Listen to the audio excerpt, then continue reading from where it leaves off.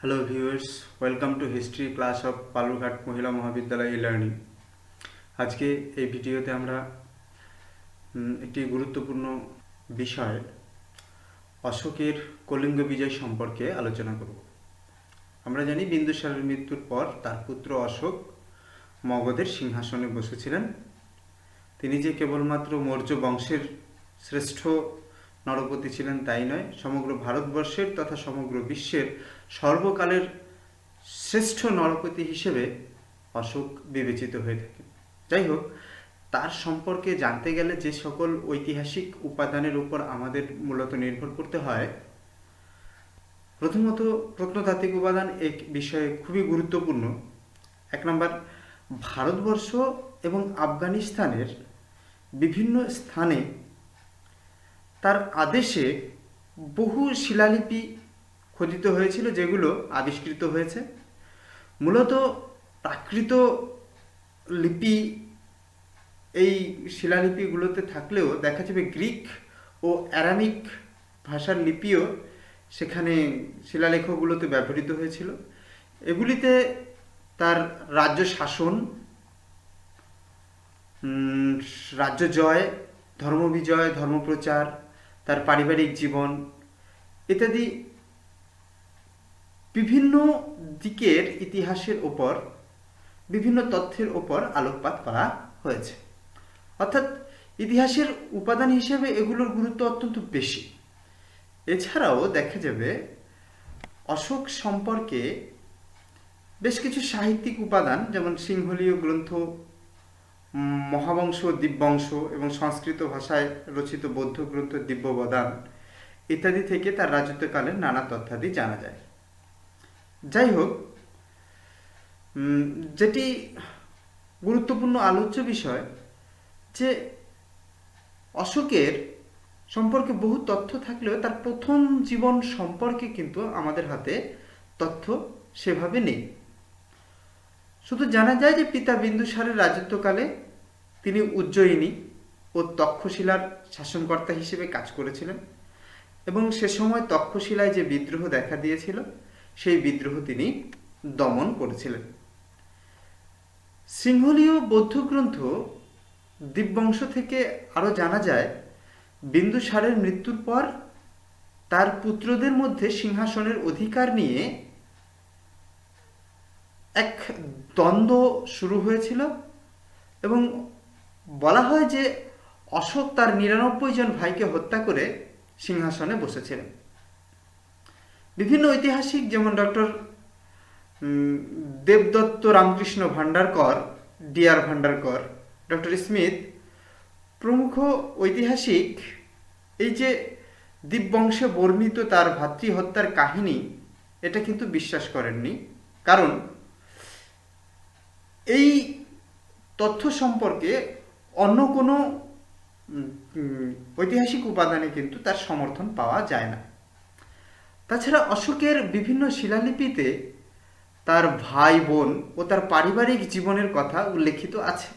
Doctor Bhandarkar মনে করেন বৌদ্ধ গ্রন্থগুলির লক্ষ্য ছিল বৌদ্ধ ধর্মের অহিংসার মহিমাকে একটু গ্লোরিফাই করে দেখানো।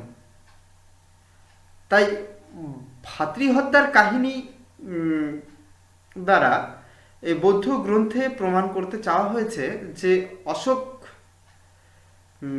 ছিলেন চণ্ডাশোক, অত্যন্ত নিষ্ঠুর, যিনি বৌদ্ধ ধর্ম গ্রহণ করার পর অত্যন্ত নম্র, ভদ্র, বিনয়ী ধর্মাশোকে পরিণত হয়েছিলেন। যাই হোক, পিতার মৃত্যুর পর ২৭৩ খ্রিস্টপূর্বাব্দে অশোক মগধের সিংহাসনে বসেছিলেন। কিন্তু দেখা যাবে তার রাজ্যাভিষেকের যদি বছর লক্ষ্য করা হয় তাহলে দেখা যাবে সেটা হয়েছিল ৪ বছর পরে, ২৬৯ খ্রিস্টপূর্বাব্দে। এর কারণ হিসেবে অনেকে কিন্তু উত্তরাধিকার দ্বন্দ্বের কথা বলে থাকেন, মানে বলার চেষ্টা করেছেন যে ভাতৃঘাতী দ্বন্দ্বে সকল অপরাপর দাবিদারদের সরিয়ে দিতে অশোকের ৪ বছর সময় লেগেছিল এবং সব কিছুকে তিনি একটা সুষ্ঠু জায়গায় নিয়ে এসে সব দাবিদারদের নিঃশেষ করে দিয়ে তিনি শেষ পর্যন্ত নিজের রাজ্যাভিষেকের কার্য সম্পন্ন করেছিলেন। কিন্তু দেখা যাবে যে এই যে ব্যবধান, এটা বহু ঐতিহাসিক স্বীকার করেননি, যদিও কোনো কোনো তথ্যে তার ভাই সুসীমার সঙ্গে তার বিরোধের কথা আছে, কিন্তু অপর কোনো বিরোধের কথা অন্য কোনো সাক্ষ্যতে প্রমাণিত হয়নি। যাই হোক, এই গেল অশোকের সিংহাসন আরোহণের সময়কালীন এবং তার পূর্বকালীন সময়ের সংক্ষিপ্ত ইতিহাস। এরপর আমরা দেখব অশোকের কলিঙ্গ বিজয় সম্পর্কে। দেখা যাবে সম্রাট অশোক তার রাজ্যাভিষেকের নবম বর্ষে, কোনো কোনো তথ্যে বলা হয়েছে অষ্টম বর্ষে, মানে 260 মতান্তরে 261 খ্রিস্টপূর্বাব্দে তিনি বাংলার সুবর্ণরেখা নদী থেকে গোদাবরী নদী পর্যন্ত বিস্তৃত স্থানে অবস্থিত উড়িষ্যা ও অন্ধ্রের কিছু অংশ নিয়ে গঠিত কলিঙ্গ রাজ্য জয় করেন। এই যুদ্ধের পশ্চাতে যে কারণগুলির কথা বলা হয় তার মধ্যে প্রথমেই আসে যে নন্দ বংশের আমলে কলিঙ্গ মগধের অধীনে ছিল। চন্দ্রগুপ্ত মৌর্যের আমলে তা স্বাধীনতা ঘোষণা করে। বিন্দুসার দাক্ষিণাত্যের চোলদের বিরুদ্ধে যুদ্ধযাত্রা করলে কলিঙ্গ রাজ্য চোল ও পাণ্ড্য রাজাদের সঙ্গে মিলিত হয়ে একটা শক্তিজোট গঠন করেছিল। এর ফলে বিন্দুসার পরাজিত হয়ে ফিরে এসেছিলেন বা আসতে বাধ্য হয়েছিলেন। এই পরাজয়ের প্রতিশোধ নেওয়ার উদ্দেশ্যে অশোক কলিঙ্গ রাজ্যের বিরুদ্ধে যুদ্ধযাত্রা করেছিলেন বলে বলা হয়ে থাকে। দ্বিতীয় কারণ হিসেবে বলা হয় কলিঙ্গ রাজ্য দিন দিন সামরিক বলে প্রবলভাবে বলীয়ান হয়ে উঠছিল। প্লিনি দেখিয়েছেন কলিঙ্গের পদাতিক বাহিনীর সংখ্যা ছিল 60,000, অশ্বারোহী ছিল 1,000, রণহস্তি ছিল 700। পরবর্তীকালে এর শক্তি আরো বৃদ্ধি পেয়েছিল। নিজ সাম্রাজ্যের নিরাপত্তার স্বার্থে অশোক তাই কলিঙ্গের মতো শক্তিশালী রাজ্যের অস্তিত্ব মেনে নিতে পারেননি। ফলে তিনি কলিঙ্গ আক্রমণের সিদ্ধান্ত গ্রহণ করেছিলেন। তৃতীয়ত, ডক্টর রমিলা থাপার বলেছেন যে কলিঙ্গ রাজ্য দাক্ষিণাত্যে যাওয়ার জলপথ ও স্থলপথকে নিয়ন্ত্রণ করত। মগধের সঙ্গে দক্ষিণ ভারতের যোগাযোগের পথে কলিঙ্গ ছিল প্রধান বাধা। সুতরাং নিজের বাণিজ্যিক স্বার্থের তাগিদে মগধের পক্ষে কলিঙ্গ জয় ছিল একটা অপরিহার্য ব্যাপার। চতুর্থত, মগধের সামুদ্রিক বাণিজ্য সে সময় তাম্রলিপ্ত হয়ে বঙ্গোপসাগরের পথে ব্রহ্মদেশ, সুমাত্রা, জাভা প্রভৃতি অঞ্চলে বিস্তৃত ছিল। কলিঙ্গ ছিল মগধের এই সামুদ্রিক বাণিজ্যের অন্যতম প্রতিদ্বন্দ্বী। সুতরাং এইসব নানা কারণে নিরাপত্তার স্বার্থে স্বাধীন কলিঙ্গ রাজ্যের উপস্থিতি মগধের পক্ষে সুখকর ছিল না। ফলে অশোক কলিঙ্গের বিরুদ্ধে যুদ্ধযাত্রা করতে এক প্রকার বাধ্যই হয়েছিলেন। যাই হোক, যে কলিঙ্গের যুদ্ধ ছিল একটা মগধের ইতিহাসে একটা যুগ নির্ণায়ক বা যুগান্তকারী ঘটনা। কারণ বিম্বিসার অঙ্গরাজ্য বিজয়ের দ্বারা মগধের যে সাম্রাজ্যবাদের সূচনা করেছিলেন, কলিঙ্গ যুদ্ধের দ্বারা অশোক সেই সাম্রাজ্যবাদী বিজয় রথের শেষ যাত্রা করেছিলেন বলা যেতে পারে। এবং এর পরিবর্তে মগধের যে যুদ্ধযাত্রা, রাজ্য বিজয়, সেই জায়গা থেকে মগধ ক্রমে ইতিহাসে সাম্য, মৈত্রী, সামাজিক প্রগতি এবং ধর্মপ্রচারের এক নতুন যুগে পদার্পণ করেছিল।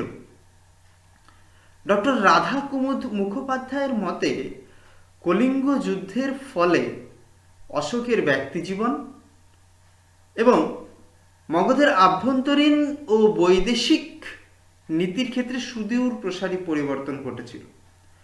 বৌদ্ধ ধর্ম গ্রহণ করে তিনি অর্থাৎ অশোক চিরদিনের মতো যুদ্ধনীতি ত্যাগ করেন এবং সাম্য, মৈত্রী, প্রেম ও ভ্রাতৃত্বের বাণী প্রচার করতে থাকেন।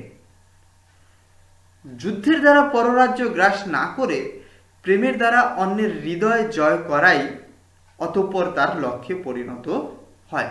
অর্থাৎ কলিঙ্গ যুদ্ধ অশোকের জীবনে বেশ কিছু পরিবর্তন এনেছিল। একইভাবে মগধের রাষ্ট্রীয় ক্ষেত্রে আভ্যন্তরীণ এবং পররাষ্ট্র উভয় ক্ষেত্রেই দেখা যাবে বিভিন্ন পরিবর্তন নিয়ে এসেছিল। যাই হোক, অশোক কলিঙ্গ জয় করেছিলেন। এর ফলাফল সম্পর্কে আগে যদি আমরা লক্ষ্য করি তাহলে দেখা যাবে যে এই যুদ্ধের ফলে 1 লক্ষ লোক নিহত হয়, 1.5 লক্ষ লোক বন্দী হয় এবং বহু সাধারণ মানুষের প্রাণ যায়।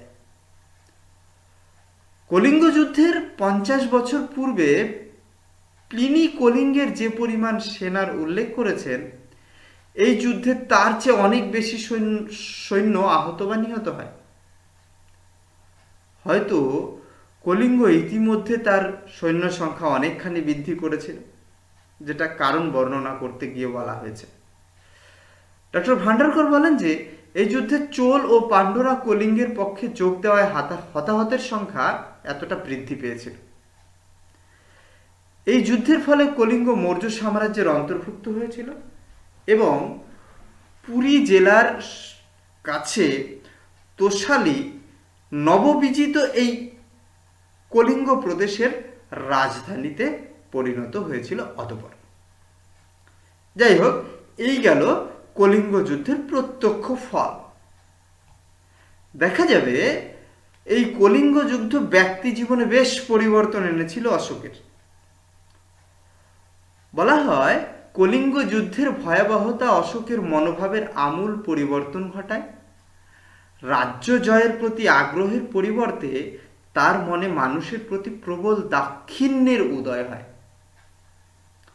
এই যুদ্ধের ভয়াবহতা তার মনে প্রবল অনুশোচনার সৃষ্টি করেছিল।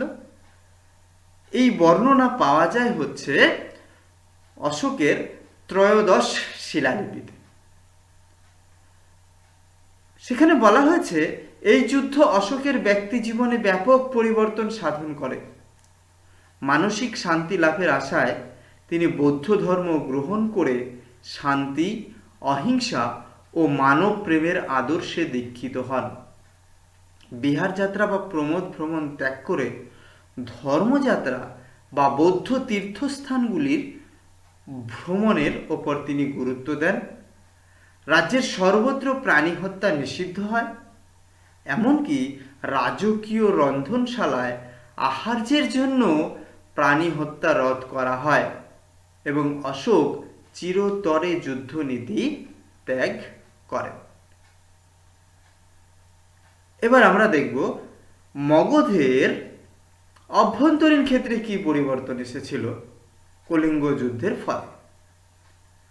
অভ্যন্তরীণ ক্ষেত্রে সম্রাট অশোক রাজ কর্তব্যের এক নতুন আদর্শ স্থাপন করেছিলেন। তিনি ঘোষণা করেন যে সকল প্রজাই তার সন্তান, সব মনীষে প্রজা মম কোটানকোট, এবং তাদের ইহলৌকিক এবং পারলৌকিক মঙ্গল সাধনই তার লক্ষ্য। কৌটিল্যের অর্থশাস্ত্রের মতে রাজা সর্বশক্তির আধার এবং কারো কাছে তার কোনো দায় দায়িত্ব নেই।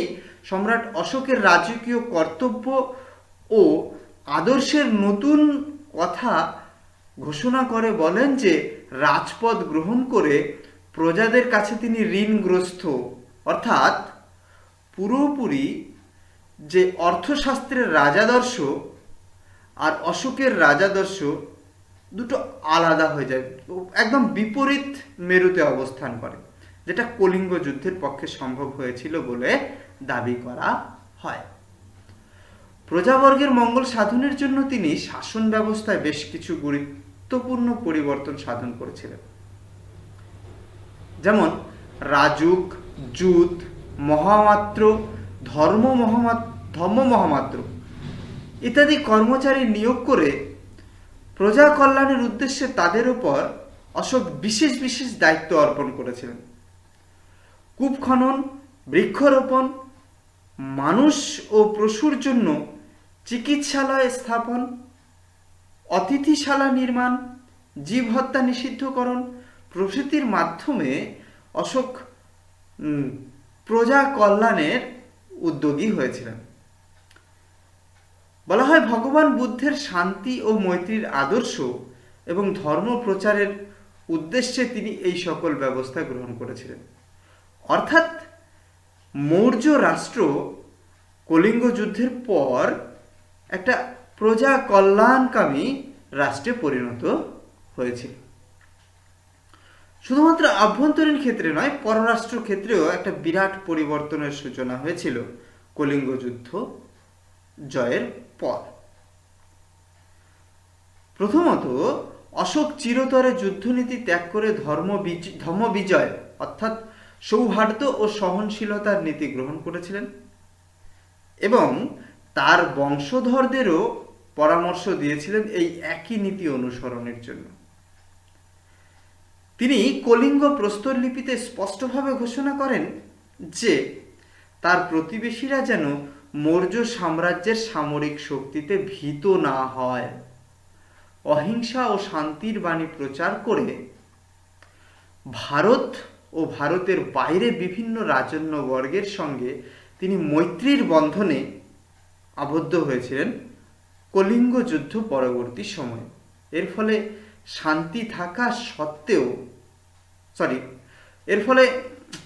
শক্তি থাকা সত্ত্বেও চোল, চের, পাণ্ড, সত্যপুত্র, কেরলপুত্র প্রভৃতি রাজ্য জয় করার কোনো উদ্যোগই অশোক গ্রহণ করেননি। পররাষ্ট্রনীতির ক্ষেত্রে এক অত্যন্ত অভিনব বিষয়, অন্তত রাষ্ট্রীয় জীবনে। কিন্তু এই যে ব্যাখ্যা, দেখা যাবে যে সবাই কিন্তু এই ব্যাখ্যাকে মেনে নিতে পারেননি। দেখা যাবে কেউ কোনো ঐতিহাসিক একটা বিকল্প নতুন তত্ত্ব বা ব্যাখ্যা তুলে ধরেছেন।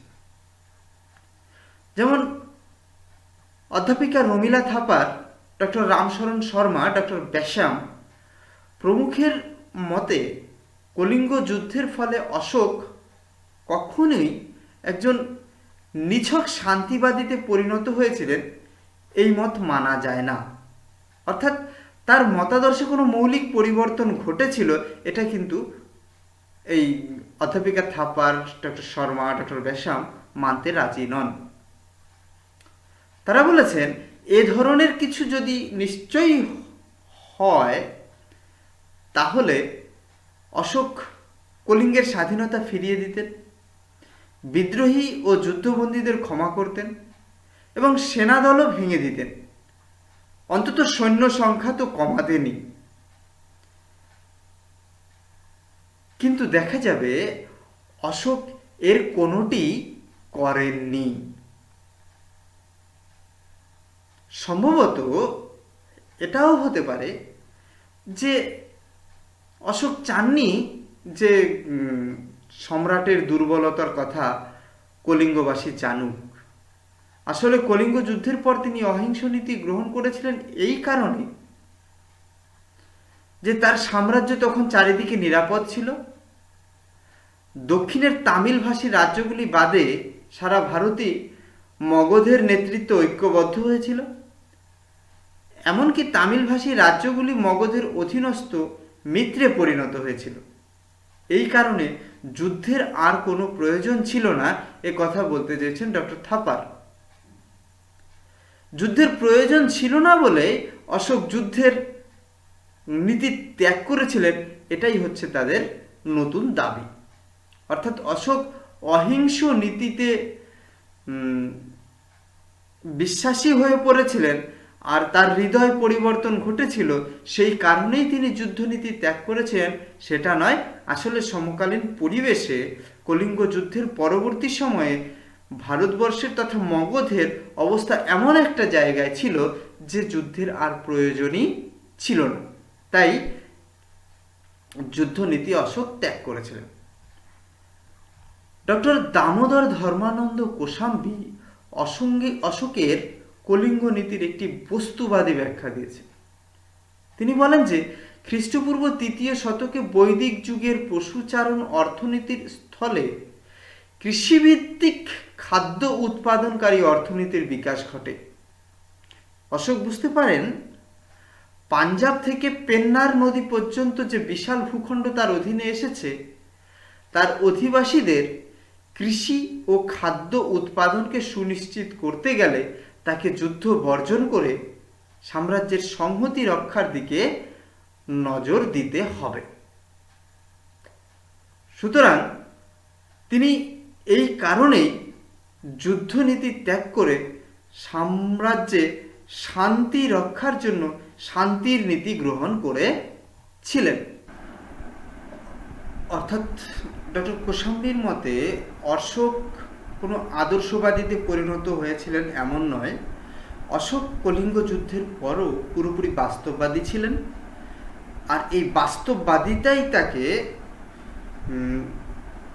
দেখা যাবে যে রাষ্ট্রীয় নীতি এবং আভ্যন্তরীণ ক্ষেত্রে একটা নতুন পদ্ধতি তথা নীতি গ্রহণে প্ররোচিত করেছিল বা সক্ষম করেছিল, যে তিনি রাষ্ট্রের ঐক্য এবং সংহতি রক্ষার জন্য নতুন একটা নীতি গ্রহণ করেছিলেন, যেই নীতি অনুসারে তিনি যুদ্ধনীতি ত্যাগ করেছিলেন এবং রাষ্ট্রের অভ্যন্তরে প্রজা কল্যাণের নীতি গ্রহণ করেছিলেন।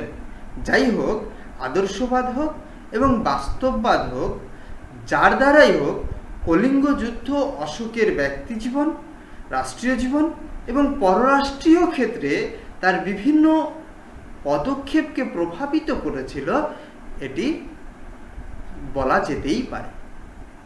ঠিক আছে, এ পর্যন্তই। Thank you.